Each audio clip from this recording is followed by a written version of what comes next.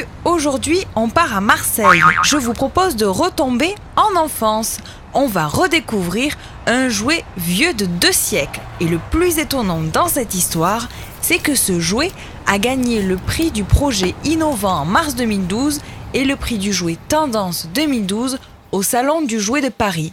Et pour le découvrir, direction l'atelier de fabrication de Laurence. Bonjour! Bonjour!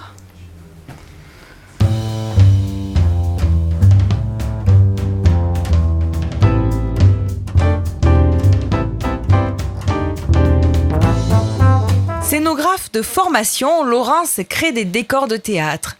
Et c'est en faisant des recherches qu'elle est attirée par un jouet, le théâtre d'ombre. En 2007, elle décide alors d'en construire un pour son fils.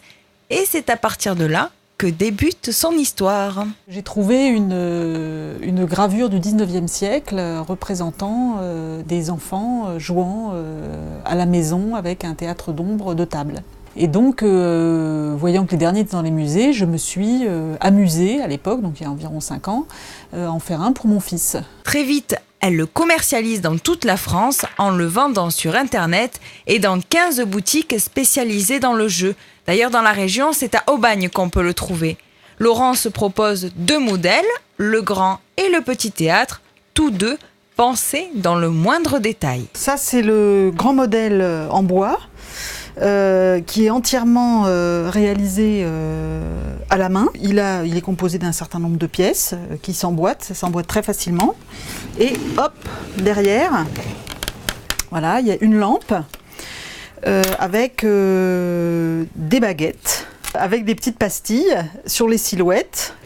On colle la silhouette sur la pastille et on manipule l'éléphant. Dans les boîtes, il y a des livrets avec des indications de comment raconter l'histoire et de comment mettre en ombre l'histoire. Il y a toutes les silhouettes pour raconter l'histoire. Il y a les décors, les personnages et des feuilles de carton vierge. Et ça permet aux enfants de créer leurs propres ombres. Le théâtre d'ombre, ça donne quoi? Eh bien, il suffit de demander. Laurence, tu nous racontes une histoire? Jadis, sur une montagne couverte de forêts épaisses, habitaient de nombreux animaux. Il y avait le singe, malin, qui sautait partout.